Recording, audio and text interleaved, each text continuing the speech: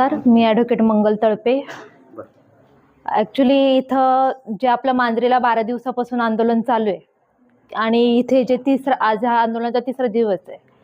खरं तर मी कालच आंदोलनाला पाठिंबा देण्यासाठी आले होते आणि इथली परिस्थिती समजून घेण्यासाठी आले होते. इथं आल्यावर हे लक्षात आलं की मुलं दरवर्षी आंदोलन करतात, SFI दरवर्षी आंदोलन करतं, पण SFIला दरवर्षी आंदोलन करावं का लागतं याची पार्श्वभूमी जाणून घेतली पाहिजे. कारण की ऍडमिशन हे दरवर्षी शिक्षणाचा प्रवाह कायमस्वरूपी चालतच राहणार आहे आणि मुलांची दरवर्षी ऍडमिशन होणार, दरवर्षी त्या समस्या निर्माणच होणार. माझं म्हणणं हेच आहे की ह्या समस्याच निर्माण नाही झाल्या पाहिजे, याच्यावर तुम्ही पहिलं काम करा. मुलांना आंदोलन करायची हौस नाही, त्यांनाही त्यांच्या मागे शिक्षण, अभ्यास सगळ्या गोष्टी आहेत. ते त्यांच्या कुटुंबापासून लांब राहून पुण्यासारख्या ठिकाणी शिक्षणासाठी जातात, तिथं त्यांना राहायची व्यवस्था झाली पाहिजे. जर त्यांनी त्यांच्या बेसिक गोष्टींसाठी, काल मुलांनी मी ऐकलं की त्यांनी मंचरला जेवण केलं आणि पाणी पिण्यासाठी ते घोडेगावला आले, म्हणजे त्यांना साधं आपण जे अन्न, वस्त्र, निवारा आणि शिक्षण आणि आरोग्य ह्या 5 गोष्टींसाठीच भांडावं लागत असेल प्रशासनाला, तर त्यांच्या मागण्या काही वावग्या नाहीत. त्या सरकारने समजून घेतल्या पाहिजेत पहिला. आणि पाण्यासारखा प्रश्न जे आपली नीड आहे, असं काही आपण काही वेगळी गोष्ट मागत नाही. पाणी ही गरजेची गोष्ट आहे, शिक्षण ही गरजेची गोष्ट आहे आणि ते मागण्यासाठी ते इथं आलेत. आणि इथले प्रकल्प अधिकारी चर्चा सुरू असताना माझ्या अध्यक्षतेखाली मी ही सभा घेतोय किंवा ही मी चर्चा तुमच्याशी करतोय असं म्हणून मला पाणी प्यायचंय असं म्हणायच्या नावाखाली मुलं पाणी देत आहेत, म्हणजे मुलांनी दिलेलं पाणी प्रकल्प अधिकाऱ्यांना चालत नाही का?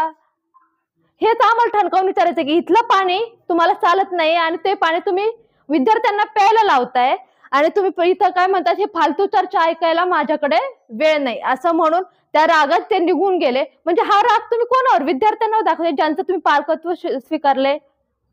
आम्हाला प्रशासनाला एवढंच म्हणायचंय की आम्ही काही तुमच्याकडे भांडण्यासाठी नाही आलो, आम्ही आमचे प्रश्न घेऊन आलोय, ते तुम्ही सोडवावे आणि त्यांची कायमस्वरूपी ते सोडवावे. आणि त्यांची अंमलबजावणी नुसतं काल त्यांनी PO साहेब म्हटले की मी इथे आश्वासन द्यायला नाही आलो, मी पण याच्यातून गेलोय, मी पण शिक्षण प्रवाहातून गेलोय, माझ्यासारखे अधिकारी तुम्ही व्हावे. जर एवढी त्यांना इच्छा असेल तर तुम्ही मुलांचं पालकत्व स्वीकारलंय, ह्या सभेतून तुम्ही उठून जायला नाही पाहिजे. मुलांना नुसतं आश्वासन देऊन होणार नाही. जर मुलांना तुम्ही आज आश्वासन मी पाणी देईल, मग पाणी येईपर्यंत त्यांनी वाट पाहिजे का? आमचं हेच म्हणणं आहे की मुलांसाठी जर तुम्ही त्यांचं पालकत्व स्वीकारताय तर त्यांच्या ज्या नीड्स आहेत त्या पूर्ण करा. फक्त हातावर हात देऊन आज प्रशासनाची सुट्टी आहे म्हणून तुम्ही घरी निवांत बसलेत, पण मुलं इथं बसलेत ना, याची काळजी प्रशासनाला आहे का? इथे मुलांची चौकशी करते का? मुलं बरे आहेत का? त्यांची तब्येत कशी? मांजरीच्या ठिकाणी 13 दिवस झाले आंदोलन सुरू आहे, किती लक्ष दिलं? हेच आम्हाला प्रश्न विचारतोय की हे मुलं आपल्या देशाचं भविष्य आहे. इथं तुम्ही लिहिलंय स्वातंत्र्य, लोकशाही, समाजवाद. SFI काय सांगताय? स्वातंत्र्य, लोकशाही, समाजवाद हे आपल्या संविधानाचे 3 महत्वाचे घटक आहेत आणि त्याच्यावर तुम्ही गदा आणताय. मग हे कसलं स्वातंत्र्य, हे कसली लोकशाही? हेच आम्हाला विचारायचंय प्रश्नाला. म्हणून या POनी इथं यावं आणि कायमस्वरूपी याच्यावर तोडगा काढावा. तुम्ही कधी आलेत त्याच्याशी नाही, पण प्रश्न हे कायमस्वरूपी. दर 10 वर्षापासून जुने विद्यार्थी त्याच प्रश्नावर बोलतायत आणि हे पण विद्यार्थी त्याच प्रश्नावर. मग आपलं प्रशासन करतंय काय? हे म्हणत नाही, हा विद्यार्थ्यांचा प्रश्न आहे. याच्या कोणत्याही राजकीय पक्षाचं, राजकीयाचं भाषण नाही ना, कोणतंही हे नाही. फक्त हे मुलं जे आपल्या देशाचं भविष्य आहे याच्यासाठी आपण बोलतोय, त्यासाठी सगळ्यांनी पुढे यावं. मी सगळ्यांना ओपनली म्हणतोय, सगळ्यांनी पुढे या आणि याचा पाठपुरावा करा आणि ते प्रश्न कसे पटकन निकाली लावण्यात येईल याचा विचार करा. आणि अजून एक सांगायचं म्हटलं तर असं होतं की तुम्ही विद्यार्थी नाही, तुम्ही का येता पुढं किंवा तुम्ही वेगवेगळ्या क्षेत्रातल्या लोकांनी का पुढे यायचं? मला एकच विचारायचंय, आई वडील मुलांना मोठं करतात, मग मुलं मोठ्या मोठ्या हुद्द्यावर जातात, मग मुलांनी मोठं झाल्यावर आई वडिलांना वाऱ्यावर सोडून द्यायचं असतं का?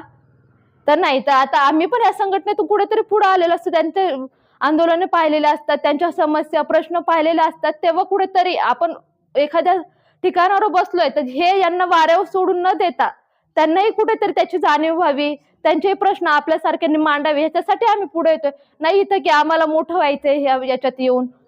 फक्त आमचं एकच प्रशासनाला आणि PO साहेबांना एवढीच मागणी आहे की हे प्रश्न तुम्ही लवकर सोडवा, की मुलांना आणि परत मुलांना आंदोलनासाठी इथं यावंच लागलं नाही पाहिजे, असं काहीतरी तुम्ही बघा. एवढीच मागणी करते. धन्यवाद.